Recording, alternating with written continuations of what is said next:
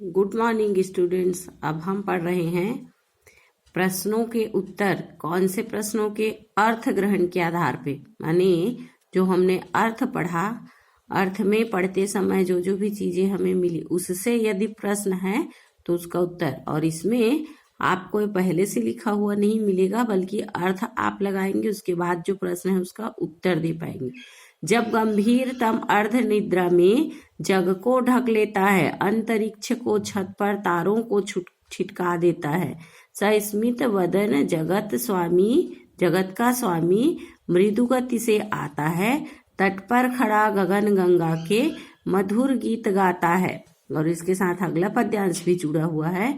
उससे ही विमुग्ध हो नभ में चंद्र विहंस देता है, वृक्ष विविध पत्तों पुष्पों से तन को सज लेता है, पक्षी हर्ष संभाल न सकते मुग्ध चहक उठते हैं, फूल सांस लेकर सुख की सानंद महक उठते हैं। अब इतने में अर्थ क्या है? जब रात्रि के समय बहुत ज्यादा अंधेरा होता है, प्रकृति में चारों ओर सन्नाटा रहता है, तब समुद्र तब भी गर्जन करते रहता है, बहुत तेज गर्जना होती है। पथिक समुद्र के किनारे खड़ा होकर उसकी सुंदरता को अनुभव कर रहा है और प्रकृति के दूसरे रूप का भी यशोगान कर रहा है, माने प्रकृति के अन्य रूप को बता रहा है। दिन मान जब है, सूर्य की किरणें जब पड़ रही है, उसका तो वर्णन किया ही है।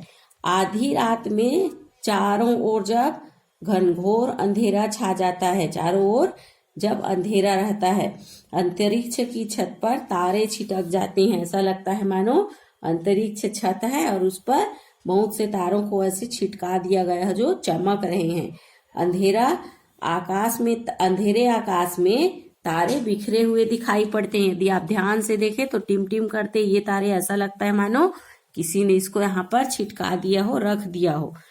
जगत का स्वामी अर्थात ईश्वर मुस्कुराते हुए मानो धीरे धीरे आता है, क्योंकि रात्रि का समय है, अंधकार है, चारों ओर सन्नाटा है, तो ऐसा लगता है मानो जगत को चलाने वाला ईश्वर यहाँ समुद्र के किनारे खड़ा होकर आकाश गंगा के तट पर, माने जो गैलेक्सी हम देखते हैं यहाँ से वहां तक तारे और चंद्रमा जहाँ पर रहते हैं, तो इसके इस सौंदर्य को मानो ध्यान पूर्वक देख रहे हो और प्रकृति के इस सौंदर्य पर मोहित होकर गीत गा रहे हो। क्योंकि रात्रि का समय है, हवाएं जो चलती हैं, समुद्र की लहरें धीरे धीरे जो लहरा रही हैं, ऐसा लगता है मानो वह गीत गा रहा हो। भाव यह है कि प्रकृति का सौंदर्य रात्रि में भी उतना ही मनोहर है। जगत का स्वामी ऐसा लग रहा है मानो छिप छिप कर, जैसे हम यह मानते हैं कि ईश्वर को कोई भी देख नहीं पा रहा है, तो समुद्र के किनारे रात्रिकालीन सौंदर्य में ऐसा लग रहा है मानो चुपचाप से ईश्वर यहाँ पर आए हों और जो धीरे धीरे आवाज निकल रही मानो कोई वे गीत गाकर इस प्रकृति की सुंदरता पर मुग्ध हो रहे हों। और कवि के अनुसार रात्रि में आकाश गंगा के जगमग सौंदर्य को देखकर मानो चंद्रमा प्रसन्न हो उठता है। हम ऐसा मानते हैं कि प्रकृति सदैव हमारे साथ होती है, तो ऐसा लग रहा है रात्रि का अंधेरा है, चारों ओर जो कुछ भी नहीं दिखाई पड़ रहा है, मानो ये चंद्रमा जो चमकता हुआ दिखाई पड़ रहा है, किसको देखकर प्रसन्न हो रहा है? आकाश गंगा के रात्रिकालीन जगमग सौंदर्य को। जैसे किसी की सुंदरता को अचानक देखकर किसी की मुस्कुराहट बढ़ जाती है, वैसे ही मानो चंद्रमा हंसकर खिल उठता है और चंद्रमा का खिलना मानो प्रकृति की बहुत सुंदर रूप, मनोहारी रूप पर मुग्ध होना है, मानो ईश्वर उसके इस रूप को देखकर मुग्ध हो रहा है। और इसी तरह अलग अलग प्रकार के वृक्ष, पत्ते, फूल सब जो हैं, ऐसा लग रहा है मानो ये प्रकृति पर मोहित होकर उनको पर्वत पर पत्तों, पुष्पों माने पत्तों और फूलों से मानो वे उनका स्वागत कर रहे हों। पक्षीगण अपनी खुशी संभाल नहीं पाते। रात्रि जब बहुत हो जाती है, गहरा होता है, उसके बाद जब सुबह होने वाली होती है, तो सबसे पहले पक्षियों की आवाज आती है, चहचहाहट, तो ऐसा लगता है मानो मुग्ध होकर वे भी सुख की सांस ले रहे हों। आपको इसी प्रकार अर्थ के आधार पर प्रश्नों के उत्तर देना है। जैसे इसमें पहला प्रश्न है, कवि ने प्रकृति के किस काल माने समय का वर्णन किया है? कौन से समय का वर्णन है इसमें? ऊपर वाले पद्यांश में अर्धरात्रि के सौंदर्य का वर्णन है। बत कहा है ना कि जब चारों ओर शांति है रात्रि में, तो प्रकृति की सुंदरता को कवि महसूस कर रहे हैं। दूसरा प्रश्न है, रात्रिकालीन प्राकृतिक सौंदर्य को अपने शब्दों में लिखिए। आपको क्या क्या सुख दिखाई दिया? कि चारों ओर सन्नाटा है, रात्रि सुनसान है, जिसमें समुद्र की लहरें उठ रही हैं, मानो ऐसा लगता है कोई ईश्वर मानो इस सुंदरता को चुपचाप देख रहा हो और उस पर कोई गीत गुनगुना रहा हो। जगत का स्वामी कौन है और वह कैसे आता है? क्या बताया गया है इसमें? कि जगत का स्वामी ईश्वर है और वह कैसे आता है? सूर्य के रूप में, मानो रात्रि में चुपचाप छुपकर उसे देख रहा हो, गीत गा रहा हो। जैसे जैसे रात्रि गहरी होती है उसकी मुस्कुराहट बढ़ी और सुबह होती है तो ऐसा लगता है मानो सूर्य ईश्वर के रूप में प्रकट हो रहा हो और रात्रि में वह चुपचाप छुपकर कहीं पर से देख रहा हो, माने हम ईश्वर को देख नहीं पा रहे हैं और वही सूर्य सुबह उठकर दिखाई पड़ता है। इस कविता में पथिक किसे कहा गया है? पथिक इस कविता का नायक है। कल्पना की है किसने? कवि राम नरेश त्रिपाठी जी। और इसमें प्रश्न है, चंद्रमा क्यों प्रसन्न हो उठता है? क्यों प्रसन्न हो उठता है चंद्रमा? आकाश गंगा माने गैलेक्सी के चमकते हुए चंद्रमा और चमकते हुए तारे और प्रकृति की सुंदरता को देखकर उस पर प्रसन्न हो उठता है। चंद्रमा जो चमकता है ऐसा लगता है मानो प्रसन्न होकर खिल उठा हो।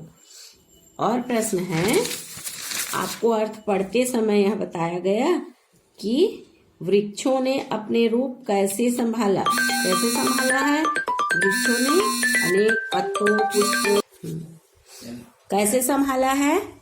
उसमें ये बताया गया जैसे हम सहेज संभाल कर रखते हैं। तो वृक्ष ने क्या किया है?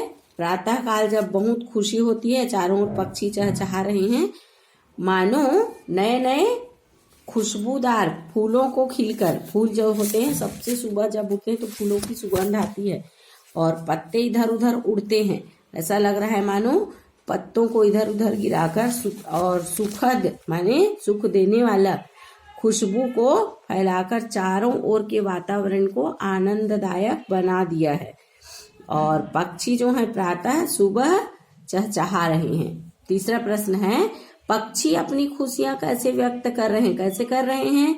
प्रातः काल जब सुबह हुई तो मानो उस सूर्य रूपी ईश्वर के आने से पक्षियों का कलरव, आवाज, चहचहाहट आरंभ हो जाती है, मानो वे सुबह होने पर अपनी खुशी, अपनी प्रसन्नता व्यक्त कर रहे हों। वातावरण कैसे आनंददायक बन गया है?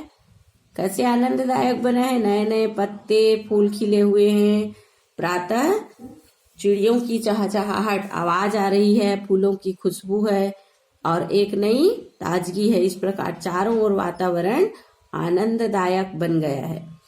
इसी प्रकार अगला पद्यांश है, वन उपवन गिरिशानुकुंज में मेघ बरस पड़ते हैं, मेरा आत्म प्रलय होता है, नयन नीर झड़ते हैं। पढ़ो लहर तट तृण तरु गिरि नभ किरण जलद पर प्यारी, लिखी हुई यह मधुर कहानी विश्व विमोहन हारी।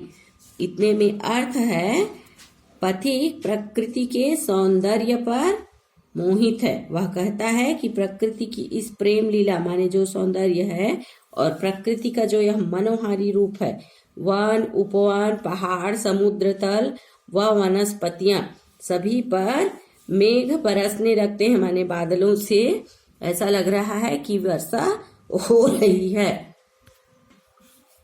और स्वयं पथिक भावुक हो उठता है। इसमें जो आत्म प्रलय कहा गया है, जब कभी कभी हम किसी भी प्रकार की जो भी प्रतिक्रियाएं हमारे सामने होती रहती उस पर अपनी जो भावनाएं होती है उसको लगा देते हैं, तो ऐसे ही कहते हैं वह भावुक है, उसकी आंखों से आंसू बहने लगते हैं। किस पर? प्रकृति के इस मनोहारी रूप पर विचार करके। कवि कहते हैं अपनी प्रिया, माने जो उनको बहुत प्रिय है, उसको यह बता रहे हैं कि समुद्र की लहरों, किनारों, तिनकों, पेड़ों, पर्वतों, आकाश, किरण, बादल आदि पर मोहित होकर, माने ये जो विश्व की सुंदरता है, प्रकृति की सुंदरता है, मैं जैसे किसी एक के प्रति आकर्षण होता है, विशेष प्रेम अपनी प्रिया के प्रति है, उसको छोड़कर, यदि उसको छोड़कर माने उसे छोड़ना नहीं है, त्याग नहीं करना है, बल्कि वह उसे अपना ध्यान बटाने के लिए बताते हैं कि प्रकृति के इन विभिन्न रूपों को देखो, वह बहुत प्यारी है ना। अब इसमें प्रश्न है, मेरा आत्म प्रलय होता है, मेरा शब्द किसके लिए प्रयुक्त हुआ है? किसके लिए हुआ है? वर्णन कौन कर रहे हैं? कवि कर रहे हैं, लेकिन किसके माध्यम से कर रहे हैं? किसको नायक माने हैं? पथिक को। तो इस प्रकार आपको वहां पर तर्क लगाना है।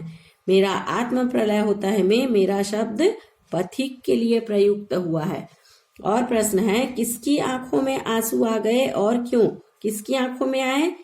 पथिक की आंखों में आंसू आए। पूरा वर्णन जो है कवि ने किया है, लेकिन उसने कल्पना किसकी की है? नायक कौन है?